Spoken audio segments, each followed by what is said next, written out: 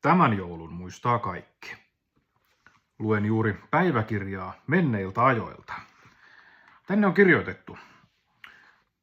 Jouluaatto oli juuri laskeutumassa meidän syrjäiselle maalaistalolle. Sellainen pehmeä, hiljainen hämärä, jossa lumi tuntuu nielevän kaikki äänet. Olimme valmistelleet joulua koko päivän, kuusi oli koristeltu, ruuat odottivat pöydällä ja lapset juoksi ympäri taloa intoa täynnä. Mutta iltaa kohden sää muuttui. Tuuli alkoi ulvoa nurkissa ja lunta satoi vaaka suoraan, kuin koko taivas olisi päättänyt tulla alas yhdellä kertaa. Ja sitten se tapahtui. Yhdessä hetkessä koko talo pimeni. Sähköt napsahtivat poikki. Hiljaisuus nielaisi kaiken. Jäljelle jäi vain tuulen ulvonta ja lasten hämmentyneet katseet takkatulen valossa. Aluksi koko tilanne tuntui ärsyttävältä. Olihan nyt sentään jouluaatto, eihän näin pitänyt käydä. Silloisissa puhelimissa oli tuskin akkua ja nettiäkään ei ollut. Mut sitten me sytytimme kynttilät. Yksi sinne ja toinen tänne. Takkatuli sai huoneen elämään lempeällä, oranssilla valolla.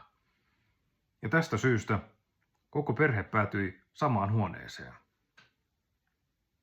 Ei kiirettä, ei laitteita, ei taustahälyä. Lapset istuivat lattialle ja alkoivat kuunnella, kun vanhemmat kertoivat omia tarinoitaan lapsuutensa jouluista. Jossakin vaiheessa kaivettiin esiin myös vanhoja lautapelejä, joita kukaan ei ollut pelannut ainakaan 5 vuoteen.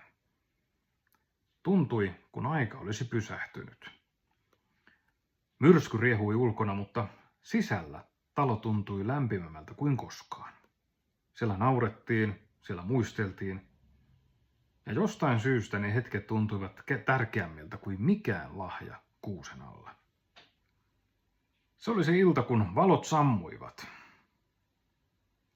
Ja se oli myös se ilta, kun kaikki ymmärsi sen, mistä joulussa on kyse, yhdessäolosta. Kiitos, että kuuntelit tämän jouluisen tarinan. Jos haluat kuulla lisää fiktiivisiä tarinoita, niin tilaa kanava. Oikein rauhallista joulun aikaa sinulle. Nyt mä olen puhunut, nyt mä kuuntelen.